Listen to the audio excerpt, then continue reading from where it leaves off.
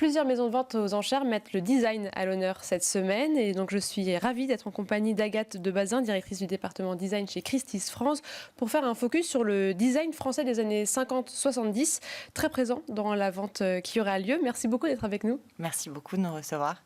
Alors, très rapidement, est-ce que vous pouvez juste nous dire, quand on évoque le design français 50-70, quels sont les grands noms qu'il en ressort et c'est vrai que pourquoi est-ce qu'on parle souvent de ces années-là dans le design français ? Absolument. Alors, citer tous les grands noms serait une tâche impossible aujourd'hui. On va se concentrer sur quelques noms et plus particulièrement pour faciliter les échanges sur quelques-uns des grands noms qu'on présentera dans notre vente qui se tiendra donc demain après-midi chez Christie's à Paris. Et évidemment, me vient directement en tête Charlotte Perriand, Jean Prouvé, Serge Mouille, Mathieu Mattego, le fabuleux céramiste Georges Jouve, des noms qui sont aujourd'hui au panthéon des grands designers français et qui sont très appréciés de nos clients et des collectionneurs. C'est vrai que le design des années 50 à 70 en France, c'est aujourd'hui une section de marché, une catégorie qui a énormément de succès et dont on entend souvent parler.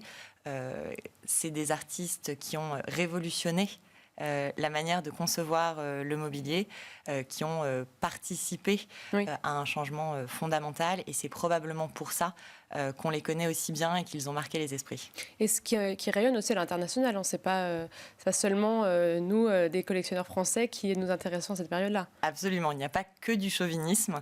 On a une demande très forte de la part de toutes nos nationalités de clients pour ces artistes-là. Je pense que la France, en fait, a été capable, dans ces années-là, de créer un style qui lui est très propre, qui est très reconnaissable. Et de l'Asie aux États-Unis, on a de la demande pour ces créateurs. Et dans les œuvres d'art ces œuvres qui sont le plus recherchées de cette période-là, est-ce qu'il y en a qui sont en vente demain ou alors quel mobilier serait le plus attirant pour un collectionneur ? Alors, en termes en tout cas de typologie d'objets, il n'y a pas tant de creuset, c'est-à-dire qu'on a la chance d'avoir une offre très riche de la part d'un point de vue créatif pour ces designers. Il n'y a pas un segment particulier, on ne va pas dire que ça va être le luminaire ou les assises, etc., qui va être le plus recherché. En revanche, ce qui est sûr, c'est que les collectionneurs cherchent des objets avec des histoires, cherchent des objets qui racontent quelque chose de plus que la simple histoire du designer. Donc ça, c'est un élément et un point important. Et ce qui va permettre également de différencier une œuvre, ça va être sa qualité et son état. Oui.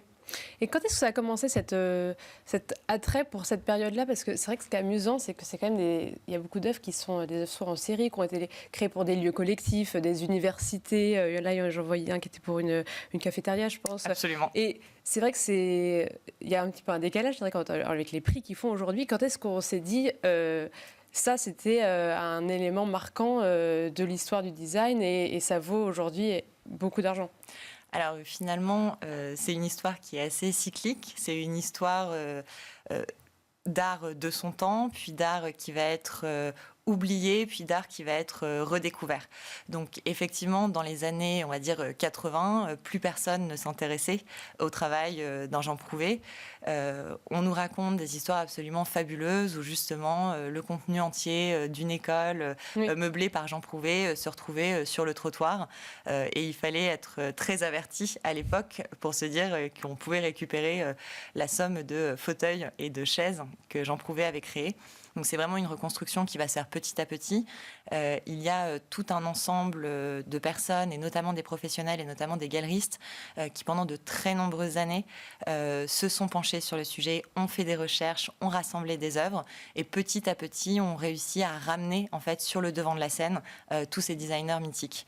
À l'extrême opposé, le fait que justement ces artistes-là aient souvent fait l'objet de commandes publiques, de commandes institutionnelles, leur a permis aussi de laisser leur nom dans le marbre et d'être aisément reconnaissable au moment de la redécouverte. Je dirais que c'est quand même un marché qui est en forte progression depuis le début des années 2000, avec un pic sur les 10-15 dernières années. Et là, on pense que ça se stabilise ou ça s'est rentré dans l'histoire et ça va faire comme du Picasso, quoi. Toujours difficile à dire. On est toujours très humble quand il s'agit de prévoir le marché et de voir comment les choses évolueront. Ce qu'on remarque en tout cas, c'est que la demande ne faiblit pas. Voire elle s'intensifie. On voit des nouveaux angles de marché qui continuent de s'étoffer.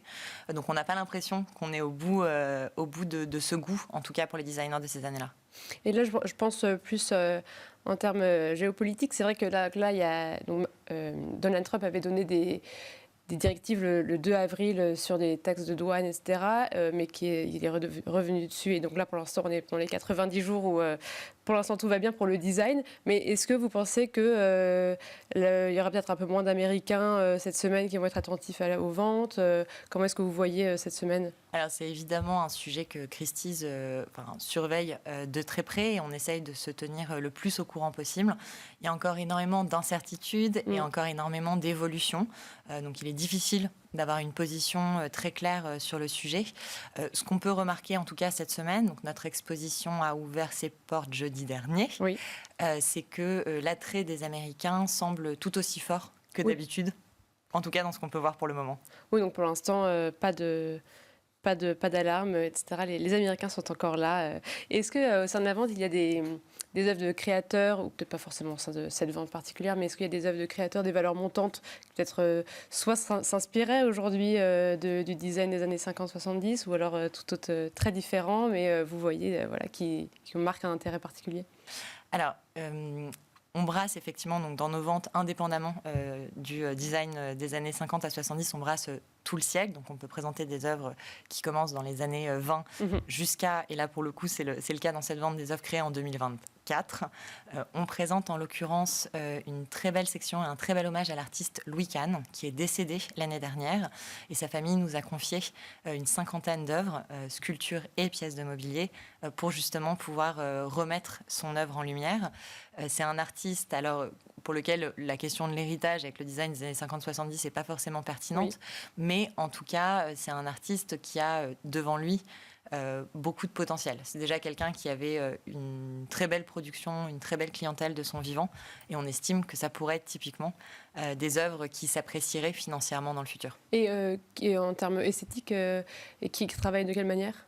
Alors, il travaille plus particulièrement le métal et le bronze, et il a aussi puisé son inspiration dans la grande tradition de l'ébénisterie française. On a des très belles pièces en bois avec des essences de bois précieuses. Donc voilà, on est vraiment dans la suite du grand travail français. Mais merci beaucoup Agathe de Bazin. Je rappelle que vous êtes directrice du département design chez Christie's. Merci beaucoup de nous avoir présenté, analysé cette période du design français des années 50-70. Et merci à vous toutes et tous de nous avoir suivis. C'était Arrêt Marché.